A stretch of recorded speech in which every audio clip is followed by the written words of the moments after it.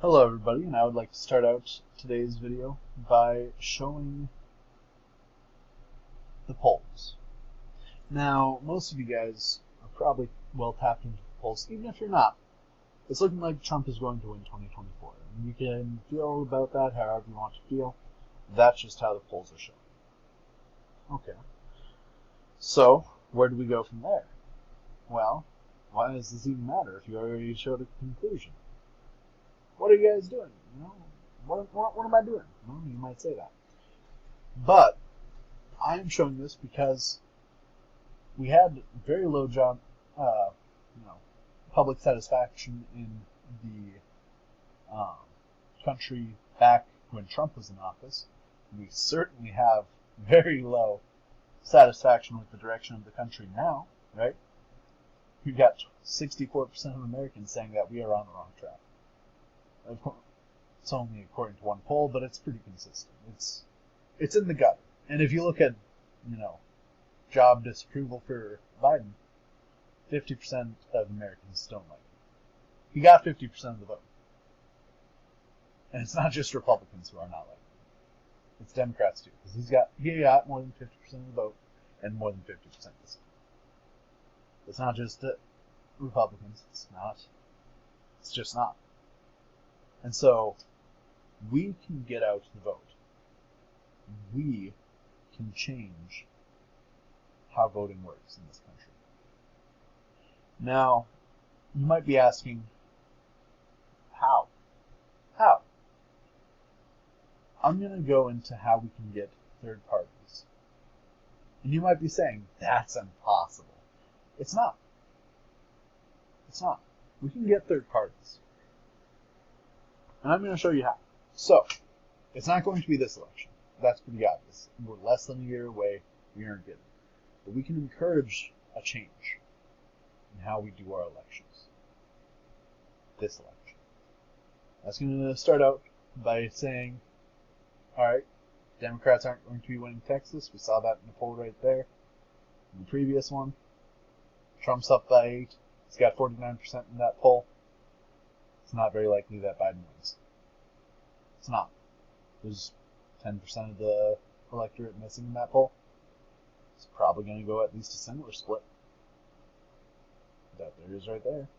So it's looking like Trump's probably going to take maybe 6%, 8% of the election. It would be pretty much, logical for that to happen.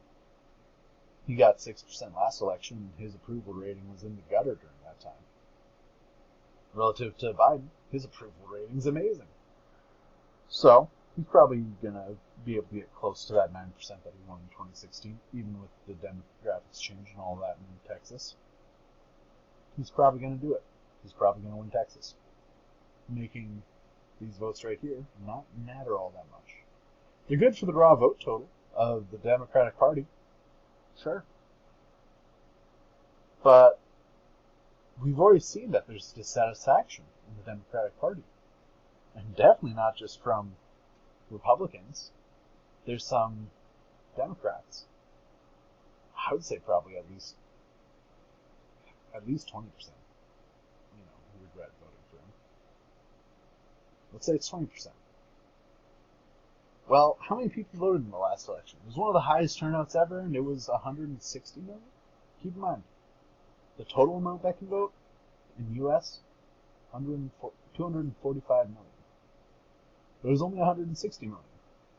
And so, 20% of 5 million, you get 1 million. So you've got just under 1%, 0.6% of those who actually vote. That's a good amount from just one state. If all those voted an independent candidate, and all the same one, that's a lot.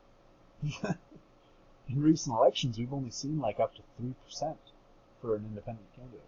If you go back to Ross Perot to get into double digits, that was in the 90s. So if we're getting 0.6% from just one state, and that's not including much, that's only 20% of Democrat votes from the previous election. We could probably ramp that up. We could probably get 2% from this state. Just a thought. And so we could pretty quickly get to 10+%. And you may be wondering, why did I choose, like, sure, Texas is huge, but why do I only have blue states up here in my tabs, other than California? California is just to show a different thing later. Probably not in this video, probably in a part 2 or something like that. Well, that's because Democrats in all these deep red states, and also these more, pinkish states that are more leaning Republican, but not necessarily by 10+ points like all these dark red ones are.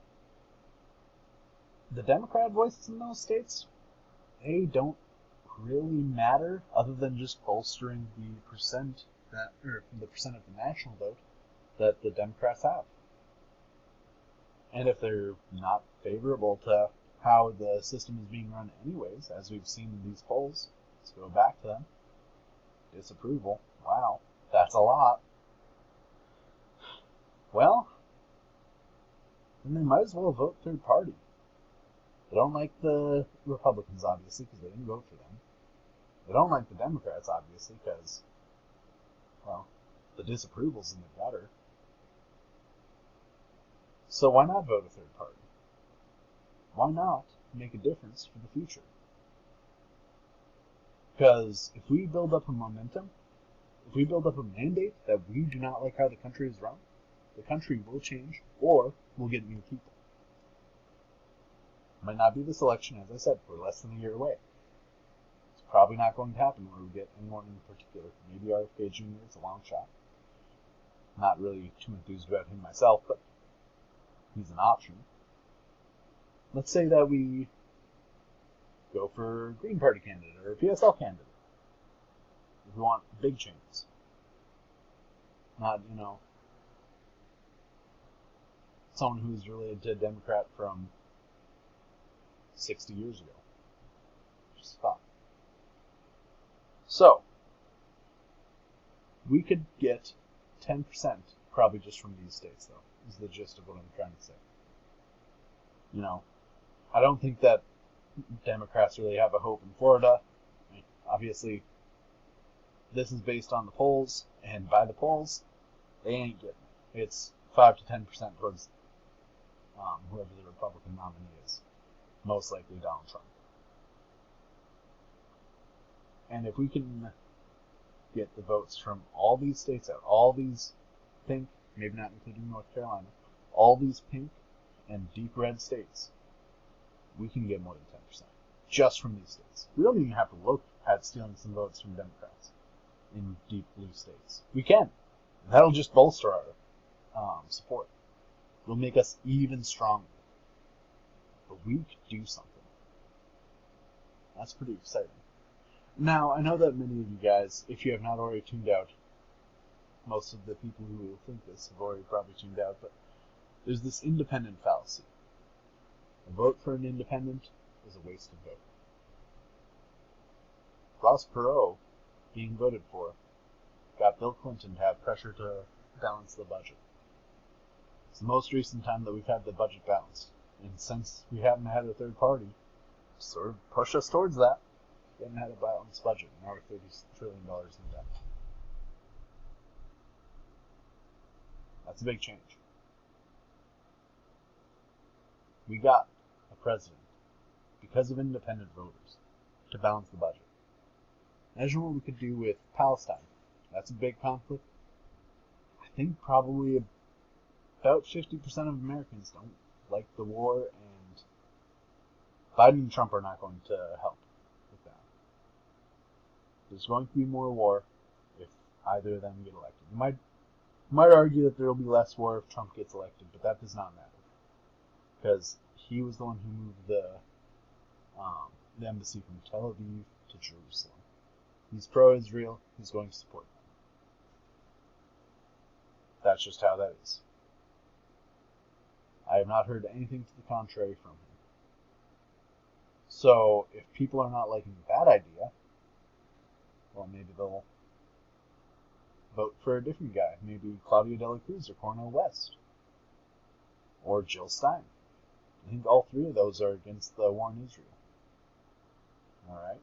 If we can get any of them to 20%, that might put a mandate for the main parties to actually change that. So at the very least, we can do that. But we can also bolster support for future elections and maybe get them elected. Especially if we show that there is support for a third party, through the red states even, for fairly left-leaning parties. We'll at least get the Democrats to go further left, but we also might be able to, show the mandate for the country and maybe elect an independent in the future. At the very least, to state, to Congress or something. So that'll be important. Now, the other issue that those same people that I've talked about that are not for voting third party, they're going to say, no, but this is the most important election of our lifetime. We're trying to fight against a fascist. And sure, yeah, it's important. This election is important. But we don't have to aim for the blue states all that much. We should even maybe focus on the red states. Because there's dissatisfaction in this country. We can show that we are not trying to be like Biden. Maybe they'll listen. And maybe, especially the Democrats in those states, will be willing to make their voices heard and try to convince other people to have actual change in this country. Maybe make it a little bit better. The most important election fallacy has been seen for a few election cycles. It's how Biden was able to bolster the turnout enough to get 80 million votes. For the first time ever, a president gained that amount of votes. And our population did not really increase all that much. And Trump somehow got 75 million in that same election. That's a lot of votes. 160 million votes in the last election. But remember how few that is?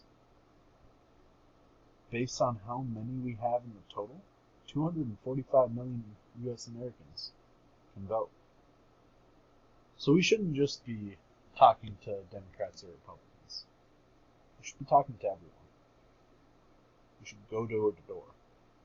We should explain that we can actually affect change. We should explain that we can make the U.S. better by voting independent. And, of course, whoever uses this, I want this to be used by Claudia and Karina. I want the PSL to get a good hold in this election. I believe that they can win, but I want them to at least get a good hold from this election. And I think that this is a good way to get that hold. You should not waste too much resources on this. This should be a volunteer basis. This should be them talking to their red state volunteers, getting them onto the ballot, of course, because that's important. Otherwise, you can hardly vote for a third-party candidate unless you go for a write-in campaign, which is not very effective. They should get their names onto these red state ballots, even though it sounds foolish.